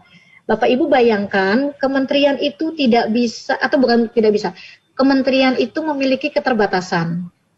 Pada pelaksanaan AKM nasional, dia harus lakukan sekalian. Ya AKM di situ, ya survei karakter di situ. Karena sekalian, maka yang dibidik lebih penting adalah daerah AKM. Karena AKM itu memang harus pertengahan kelas mengalami, ya kelas 8. Nah, karena asesmen kompetensi minimumnya kelas 8 yang menjadi sasaran untuk jenjang SD, otomatis kalau ada survei karakter dilakukan pada saat bersamaan, ya otomatis anak-anak itulah yang juga mendapatkannya. Secara keterbatasan di kementerian tidak bisa mengambil sampel survei karakter di semua kelas adalah seperti itu. Kalau survei karakternya diarahkan pada kelas 7, 8, 9 perwakilan, nanti seharusnya gitu ya, seharusnya AKM-nya juga sama. Karena masalahnya adalah masalah pelaksanaan, gitu. Nah, kenapa tidak bisa di AKM dilakukan di semua kelas diambil 15? Karena dia harus mewakili jenjangnya di tengah-tengah, gitu. Konsep di tengah-tengah ini akhirnya jatuh ke kelas 8. Prosedur harus bersamaan, akhirnya tetap kelas 8. Baik untuk survei karakter maupun survei lingkungan belajar. Nah, jawabannya begitu Pak yang kedua. Padahal secara lebih baik gitu ya, secara konsep pengambilan sampel harusnya mewakili kelas. Iya. Gitu ya, kelas 7, kelas 8, kelas 9 gitu. Saya setuju tuh. Tetapi karena saya mengatakan akhirnya keterbatasan gitu ya, keterbatasan pelaksanaan kita. Nah, kalau tidak ada keterbatasan, seharusnya dilakukan berbeda waktunya gitu. Kalau mau survei karakter, ya milik semua jenjang lakukan gitu. Dalam survei karakter itu semua kelas, maaf. Pas AKM ya kelas 8 aja. Otomatis begitu harusnya. Nah, siapa tahu ada perubahan karena di 2021 memang baru awalan. Perubahan itu akan dilakukan terus gitu ya, dilakukan terus di 2022 dan seterusnya setelah evaluasi di 2021. Gitu Pak Hosin, tidak menutup kemungkinan bisa berkembang pada survei karakter. Karena dia lebih mewakili, sebetulnya benar. Ya, sebetulnya benar seperti Pak Hosin sampaikan. Nah, yang pertama mengapa membaca dan numerasi, ya tadi sudah ya. Memang itu daerah general, dasar dan bisa menguatkan literasi yang lain secara otomatis. Nah, Bapak Ibu, saya kembali ke materi kita, melihat soal. Mohon izin Pak Gilang ya. Ya. Diteruskan. Bu, ini ya? ada satu pertanyaan singkat boleh. Chat mungkin singkat mungkin jawabannya Bu. Saya kok belum baca ya. Oh iya. Pak ABD, apakah semua mata pelajaran diuji pada AKM tersebut atau mata pelajaran tertentu saja? Terima kasih. Siap. Jadi kalau AKM nasional itu hanya 2 literasi. Tidak mengatakan mata pelajaran, yaitu literasi membaca dan literasi numerasi. Bapak Ibu bayangkan literasi membaca itu saat informasinya adalah saat teks yang diambil adalah teks informasi, dia bisa mengambil konten semua mata pelajaran. Jadi yang diisi itu konten teksnya. Bayangkan stimulus ada teks gitu ya. Maka teksnya bisa IPA, teksnya bisa kesehatan, teksnya bisa PPKN, teksnya bisa sejarah gitu ya. Bisa IPS, bisa IPA, bisa bahkan mungkin bisa kesenian, itu seluruh mata pelajaran diambil sebagai konten dari informasi yang muncul dalam stimulus. Itu kalau dia di literasi membaca.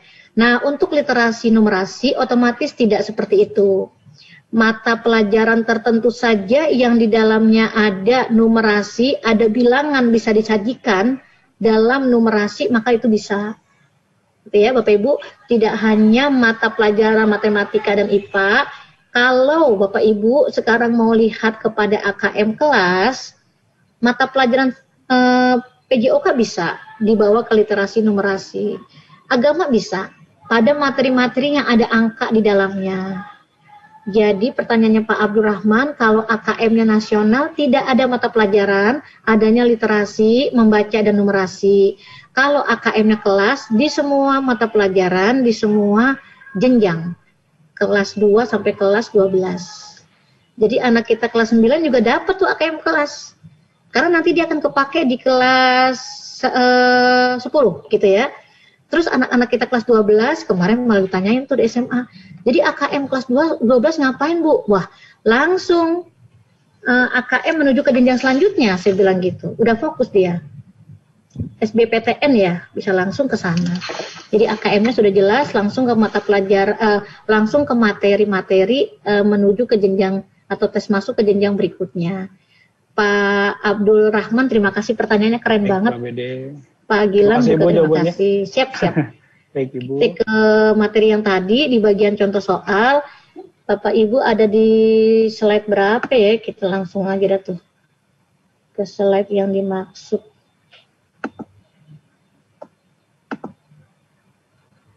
Nggak bisa langsung, nggak bisa dikotakin ya kalau ini ya.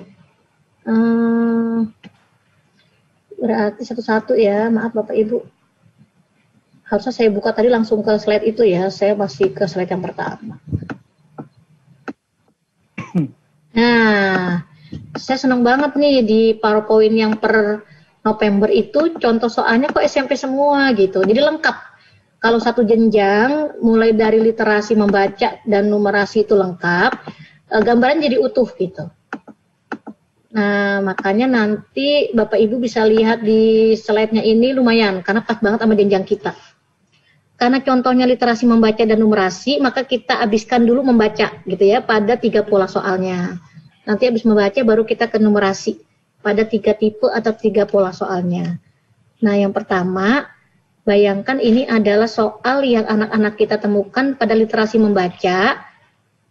Teksnya ada 2 pilihan, informasi dan sastra.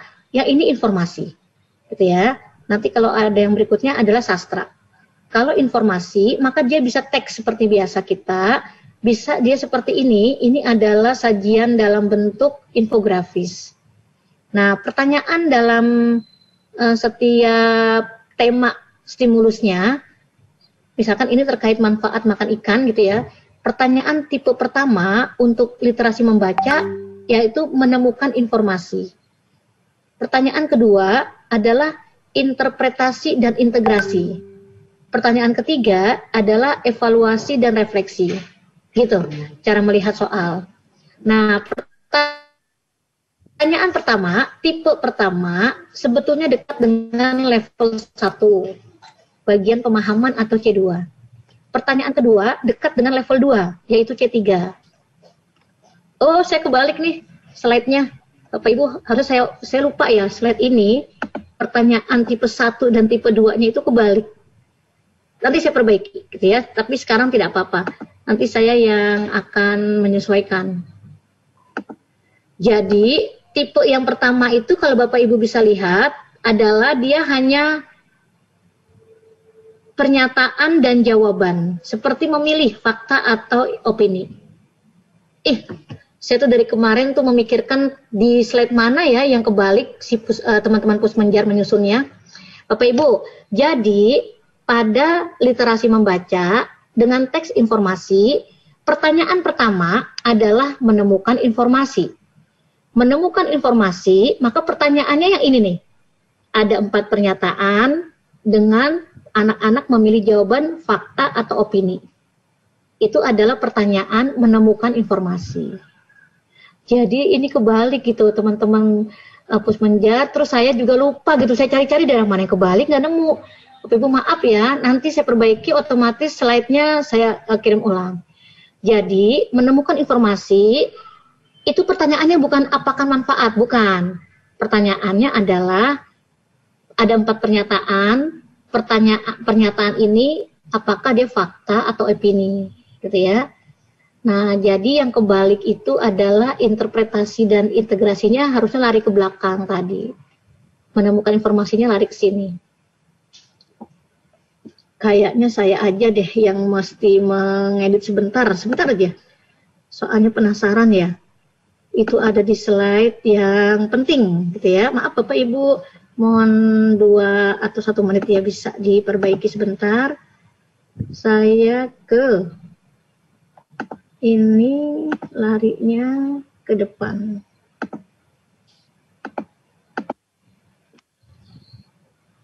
Harus di stop dulu nggak ya? Oh nggak bisa kok. Nah ini larinya ke belakang.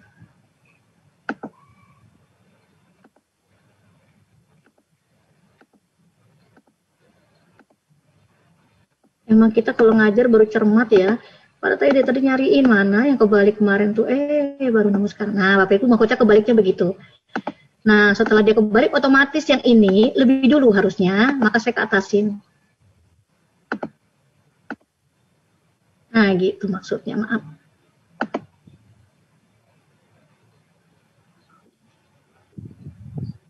Ternyata kalau sambil slideshow itu, nge-save juga lama gitu ya.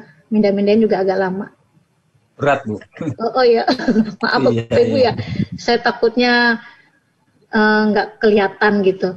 Kalau di stop dulu. Nah, gitu. Aduh, ini mah penting betul padahal.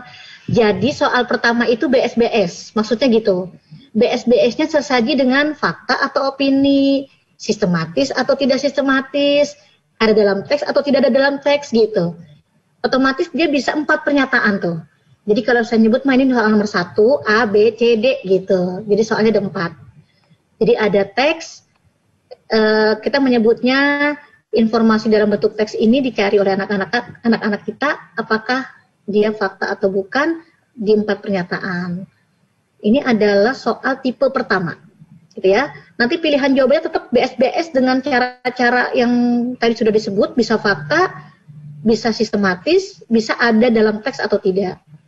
Nah, soal tipe kedua, kalau Bapak Ibu yang tadi tipe pertama mewakili level 1, maka soal tipe kedua mewakili level 2. Bahasanya adalah interpretasi dan integrasi. Ya, apakah manfaat makan ikan menurut infografis di samping gitu. Nah, ketika tidak ada dalam kurung jawaban lebih dari 1. Tidak ada kata-kata itu, maka jawabannya cuma 1.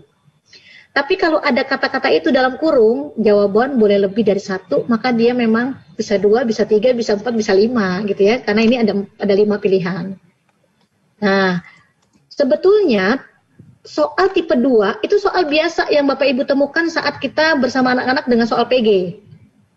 Coba lihat deh. Stimulusnya gitu, stimulusnya itu menarik banget. Stimulusnya kontekstual, menarik gitu ya. Terus terbarukan lah, gitu ya. Terbarukan itu artinya memang tidak pernah keluar di soal sebelumnya. Jadi untuk soal ini tidak seperti soal nanti yang di bawah, dia satu tipe, satu stimulus gitu ya. Tapi satu stimulusnya itu cuma 1 teks. Bapak Ibu, kalau ada satu stimulus itu di dalamnya ada gambar, ada teks gitu, teksnya panjang, itu dia satu stimulus bisa mewakili 3 tipe soal. Kalau ini pas banget stimulusnya cuma 3 paragraf gitu ya, teksnya mewakili tipe yang pertama. Kalau ini ada infografis, mewakili soal tipe kedua. Nah, soal yang ketiga juga sama, mengambil infografis, meminta anak melakukan evaluasi dan refleksi. Soal tipe 3, bagian level 3 pada C5. Seorang pengamat nutrisi mengatakan bahwa slogan sehat, cerdas, dan pintar karena makan ikan adalah berlebihan. Setelah membaca ketiga teks tadi gitu ya, setujukah kamu dengan pernyataan pengamat nutrisi tersebut gitu. Sesungguhnya stimulusnya itu itu satu tema yang sama.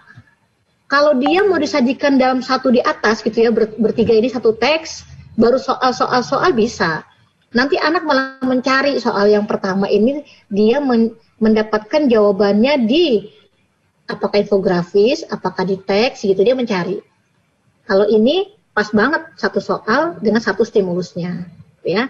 Makanya setelah membaca ketiga teks gitu. Artinya ketiga teks itu Bapak Ibu, teks yang pertama infografis, teks yang kedua wacana, teks yang ketiga infografis lagi gitu ya. Anak disuruh menyimpulkan slogannya si pengamat nutrisi itu benar nggak sih? Gitu. Maaf, slogannya pengamat nutrisi itu berlebihan, benar apa enggak sih gitu. Nanti jawabannya bisa setuju, bisa tidak setuju dengan alasan ya. Bapak Ibu, kita tinggalkan literasi membaca. 3 tipe. Yang pertama namanya menemukan informasi. Sejalan dengan level 1 tuh. Daerah C2, daerah C2 ya. Nah, ini adalah tipe kedua.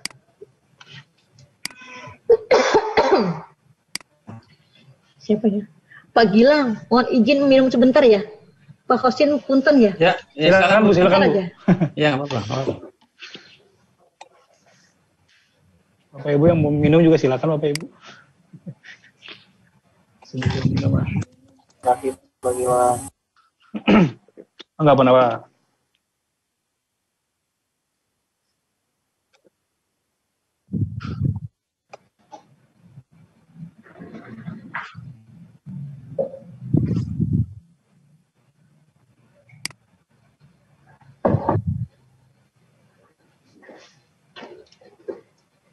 Ya, terima kasih Pak Kosing dan Pak Gilang. Mohon maaf. Ya. Teman-teman semua, ini tipe yang kedua. Baik. Nah, sekarang tipe yang ketiga. Kita geser ke literasi membaca, tetapi yang teks sastra. Otomatis ini milik Bahasa Indonesia. Sesungguhnya Bahasa Indonesia mau ke teks informasi juga bisa, gitu ya. Tetapi mata pelajaran lain tidak bisa teks sastra. Kok masih sih?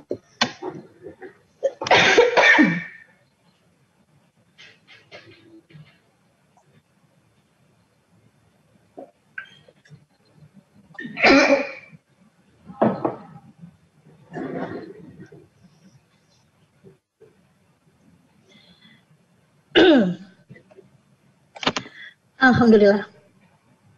Bapak Ibu, kita lihat pola gitu ya, lihat pola berarti tidak melihat ke soal, tidak melihat ke stimulus, tapi lihat pola. Polanya adalah ada teks, 1, 2, 3, 4 paragraf, terus anak diminta mencari informasi. Ini anak harusnya bisa, cuma nyari doang gitu. Sehingga kalau ada anak nomor 1 aja dia nggak bisa, maka predikatnya atau kriteria anak tersebut memang dia perlu bimbingan karena kesulitan belajar. Apa dia tidak konsen gitu ya, apa tidak punya motivasi gitu. Tetapi kalau nomor 1 dia bisa, nomor 2 dan nomor 3 dia belum, itu dia punya predikat tadi cukup gitu ya sebetulnya. Nah, kalau anak nomor 1 bisa, nomor 2 bisa, dia predikat itu sudah baik sebetulnya. Nah, barulah anak kita yang nomor 1 bisa, nomor 2 bisa, nomor 3 bisa, berarti dia mahir. Nanti yang dilihat itu kecenderungan di sekolahan atau di setiap sekolah hasilnya lebih banyak, sebagian besarnya kemana. Tipe nomor 2 itu bisa seperti ini, ya. Jadi sedikit ke integrasi gitu ya, ke daerah anak mampu menerapkan apa yang ada di konsep, apa yang ada di teks dengan pemahaman dia yang dia implementasikan. Si anak laki-laki telah meninggalkan segumpal tanah liat di dalam bahaya. Nah, bahaya apakah itu? Dia harus bisa mengintegrasikan, menginterpretasikan, mengartikan gitu ya, memaknai yang ada dalam teks. Sesuai pertanyaan, ini sudah masuk ke level 2, daerah C3. Nah, Bapak Ibu, maaf, kita ke soal literasi membaca di teks sastra pada tipe yang ketiga.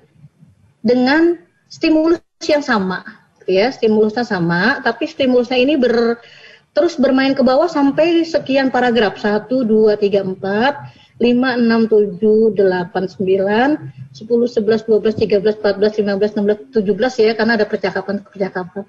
Jadi panjang gitu sastranya, itu dipanjangkan di antara ketiga soal. Nah, kalau sastra ini akhirnya di nomor ketiga atau tipe ketiga tuh anak bisa mengevaluasi.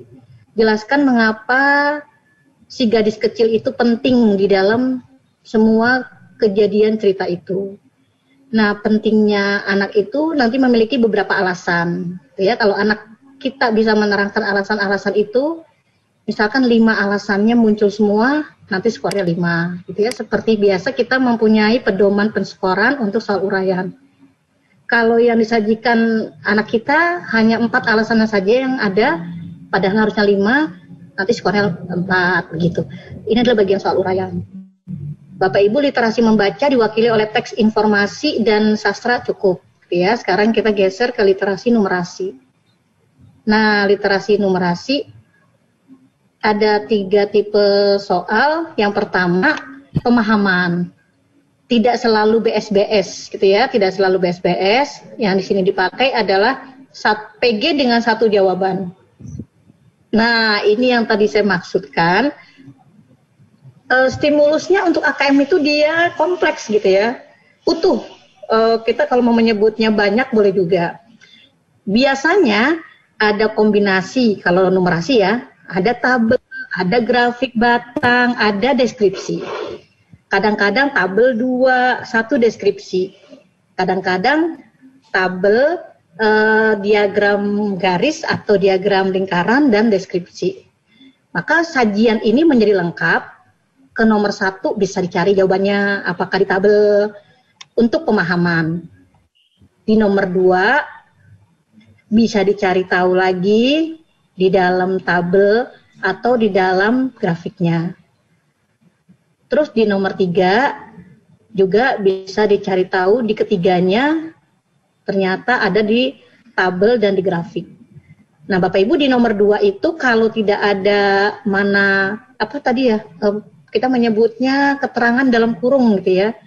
Jawaban bisa lebih dari 1, nah itu makanya jawabannya 1. Nah, kalau yang level 3, tipe soal yang ketiga selalu gitu ya, ada kesimpulan yang disampaikan oleh seseorang, nanti anak disuruh atau diminta dia setuju atau tidak dengan kesimpulan itu, dengan penjelasannya. Otomatis kalau di matematika minta hitungannya. Seorang siswa ingin menggabungkan data waktu dekomposisi sampah organik dan anorganik menjadi sebuah diagram batang. Kata gurunya, dia tidak menyarankan hal itu. Tidak bisa artinya yang menggabungkan data dari waktu dekomposisi sampah organik dengan anorganik. Nah, menurut kita benar atau enggak? Saran dari guru bahwa itu tidak bisa, otomatis tidak disarankan dengan penjelasan. Maka anak harus bisa membedakan tuh tabel pada dekomposisi sampah organik dan sampah anorganik. Gitu ya, dia harus bisa menjelaskan pada tabel, dia harus bisa menjelaskan pada grafik batang dengan sumbu X dan sumbu Y-nya bisa bersinergi dalam satu tabel atau tidak, bisa bersinergi dalam satu diagram batang atau tidak. Nah, Bapak Ibu, berarti literasi numerasi demikian gitu ya, mewakili literasi di semua jenjang SMP. Kita punya stimulusnya ada 3 macam di dalamnya. Tetapi kalau kita masuk ke tempat yang lain gitu ya, saking banyaknya tipe-tipe stimulus, bisa saja seperti ini. Ketemulah literasi membaca, teksnya informasi, tetapi di dalamnya konteksnya adalah IPA. Nanti bisa konteksnya kesehatan, sosial, ekonomi, dan seterusnya. Artinya konteks yang dimainkan untuk mewakili mata pelajaran. Ini ada penelitian ilmiah dilakukan di rumah. Ya, jadi daerah kontekstual, daerah yang menarik. Nah, pertanyaannya ada 3 tipe lagi. Yang tadi tuh ya, nomor 1 menemukan informasi sistematis atau tidak ke 4 aktivitas di bawah ini. Ini saya ditanya nari yang nomor 2 ini nih. Soal PG, tetapi jawabannya boleh memilih lebih dari 1. Soal yang seperti nomor 2 ini harus sering kita berikan ke anak-anak kita di antara soal PG kita. Ada yang jawabannya satu, ada yang beberapa. Jadi membiasakan mereka sudah menalar dengan bentuk soalnya, yaitu boleh memilih lebih dari satu. Artinya kunci jawaban memang lebih dari satu. Nah, nomor 3-nya seperti biasa ada suatu kesimpulan. Kebetulan di sini peneliti menyimpulkan bahwa tanaman A yang disiram dengan jumlah air sedikit dibandingkan dengan tanaman B yang disiram dengan jumlah air yang banyak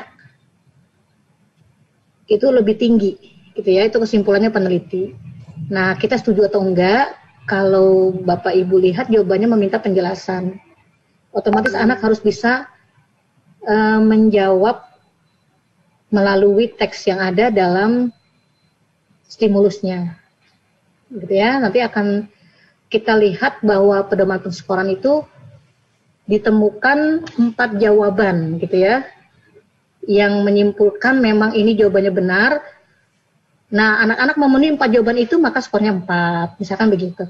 Kalau dia ada 3 jawaban saja yang benar, ya 3. Kalau hanya 2, ya 2, gitu. Jadi arahnya ke uraian dengan pedoman penskoran. Bapak Ibu, akhirnya PowerPoint ini meminta kita membandingkan. Dulu kita punya soal seperti ini. Tidak ada yang salah dengan soal ini, gitu ya. Soal ini keren banget. Tetap anak-anak menalar pada saatnya menemukan soal nomor 3 dan nomor 4 dari teks yang disajikan. Hanya saja perbedaannya dia memiliki teks yang pendek, gitu. Sehingga dalam stimulusnya pun stimulusnya tidak terlalu meminta anak menalar seperti stimulus yang terdapat pada AKM. Yang pertama itu. Yang kedua, ke bentuk soal. Sebetulnya bentuk soal yang Bapak Ibu temukan di nomor 3 itu kan seperti bentuk soal nomor 1, gitu ya, tipe 1. Bukti latar suasana riuh pada kutipan tersebut adalah, misalkan 1 dan 2 jawabannya. Maka kita sebetulnya tinggal menyediakan pernyataan berikut yang merupakan bukti latar suasana riuh pada kutipan tersebut adalah, kita bisa bilang mengatakan begitu. 1, 2, 3, 4, kita sebut nanti 1 dan 2 sesuai dengan teks. 3 dan 4 tidak, gitu. Sebetulnya nomor 3 tinggal dimodifikasi menuju ke tipe 1. Gitu ya, jawaban BSBS sesuai dengan teks atau tidak. Nah, nomor 4, karena dia adalah komentar yang tepat terhadap isi teks, maka dia bisa lari ke nomor 2. Kalau Bapak Ibu jadikan ke nomor 3, maka nanti harus ada modifikasi simpulan, gitu ya, simpulan dalam misalkan ada seorang anak mengatakan bahwa isi teks tersebut memiliki kesimpulan sebagai berikut. Nah, apakah kamu setuju dengan kesimpulan itu? Setuju atau tidak, berikan alasanmu. Kalau mau dijadikan nomor 4 sebagai tipe ketiga, dia demikian. Kalau dia tidak mau dijadikan ke tipe ketiga, maka tinggal ke nomor 4 ini saja dia sudah selesai nih. Sudah selesai menjadi soal tipe kedua dengan pilihan jawaban 1. Ya, Bapak Ibu, maksudnya jangan terlalu jauh dari soal-soal kita yang biasa, memang soal kita seperti ini. Dan kita teruskan memang soal kita seperti ini terus tidak apa-apa. Hanya saja membiasakan anak supaya mengenali AKM, maka harus ada soal AKM juga di antara paket-paket soal kita, walaupun tidak semua, ya, karena kan membutuhkan proses, gitu ya. Kita perlu mengenal saja, tidak harus semua. Nah, bayangin nih, anak kelas 5 SD, maka dia memiliki teksnya kalau sastra seperti ini. Ada tulisan, ada gambar. Tipe 1 selalu BSBS, gitu ya. Anak-anak diminta mencari pernyataan, ada nggak sih di dalam teks, gitu. Nah, nomor 2-nya PG dengan 1 jawaban. Nomor 3-nya mengevaluasi, tetapi evaluasinya membandingkan antara isi pantun yang disajikan di nomor 3 dengan teks yang ada sebelumnya. Jadi harus tahu isi pantun, harus tahu isi teks betul berkesesuaian atau tidak dengan jawaban beralasan, gitu ya. Nanti dia harus tahu isinya apa, nanti otomatis berhubungan atau tidak, atau sesuai atau tidak. Bapak Ibu, kalau di matematika aja kelas 5 udah begini nih. Nomor 1, bagian pemahaman, mengkonversi pecahan. Nomor 2, sudah mulai level 2 menghitung tetapi prosedurnya saja yang dikemukakan pada option, gitu ya. Pada ABCD hanya prosedurnya, tidak harus menghitung. Baru nomor 3, dia harus bisa menghitung dan menyimpulkan apakah benar proses memasak bolu kukus itu mengurangi berat adonan. Jadi kalau adonannya ditimbang misalkan 1 kilo, ternyata setelah jadi bolu kukus cuma 3/4 kilo, misalkan begitu. Maka dia harus menghitung. Bapak Ibu, demikian menengok di kelas atau di jenjang di atas kita, kalau dia literasi, dia seperti ini numerasinya. Untuk saya fokusnya pada stimulus ya. Ada 2 tabel, negara A, negara B dengan pendapatannya, ada kategori miskin dan kaya. Kita menyebutnya 2 tabel dengan 1 deskripsi. Pertanyaan nomor 1, tipenya paling kiri tuh. Apakah benar atau tidak, ini ada di dalam teks. Jadi anak-anak sebetulnya nomor 1 tuh udah pasti bisa gitu. Nomor 2, yang tadi disajikan tabel, bisa dia ubah jadi grafik batang, gitu ya. Kalau menurut saya mah anak-anak kalau konsentrasinya lagi bagus harusnya bisa juga. Nah, nomor 3 mungkin bisa, mungkin tidak, gitu ya. Seperti biasa soal nomor 3 kan level 3, yang anak-anak kita kesulitan. Seperti soal tipe 3 lainnya, maka ini ada kesimpulan dari Dewan Ekonomi. Mengatakan bahwa negara B lah yang harus dibantu karena menurut mereka negara B lah yang masuk ke kriteria negara miskin. Apakah kita setuju? Maka nanti tabel ini mesti diolah, gitu ya. Ini kan berarti masuk ke pelajaran ekonomi untuk SMA kelas 11. Bapak Ibu, yang kita lihat adalah sajian stimulusnya, ada 2 tabel dan 1 deskripsi, serta tipe soalnya, ya, mewakili level 1, level 2, level 3. Nah, kalau UN, Bapak Ibu kita lihat, tidak berarti soal UN itu salah, tidak. Bapak Ibu tetap menyajikan soal UN tidak apa-apa, gitu ya. Tetapi karena pada asesmen nasional dituntut AKM, anak kita harus mengenalnya, maka sematkanlah soal itu di antara soal-soal kita. Bukan berarti soal yang sebelumnya itu tidak harus muncul, bukan. Tetap tidak masalah, gitu ya. Nah, yang seperti ini kan 1 tabel 1 soal, 1 grafik batang 1 soal, gitu ya, sederhana. Artinya yang ditawarkan pada konteks masalahnya sederhana, rutin, belum menyentuh daerah dunia nyata dengan aplikasi yang dominan terlihat pada stimulusnya seperti AKM. Maka cara soal ini meminta anak menalar itu lebih sedikit dibandingkan AKM, ya. Bapak Ibu, demikian. Paling enak makan kupat tahu, minumnya pakai es selasi. Atas perhatian Bapak dan Ibu, kami haturkan terima kasih. Nah,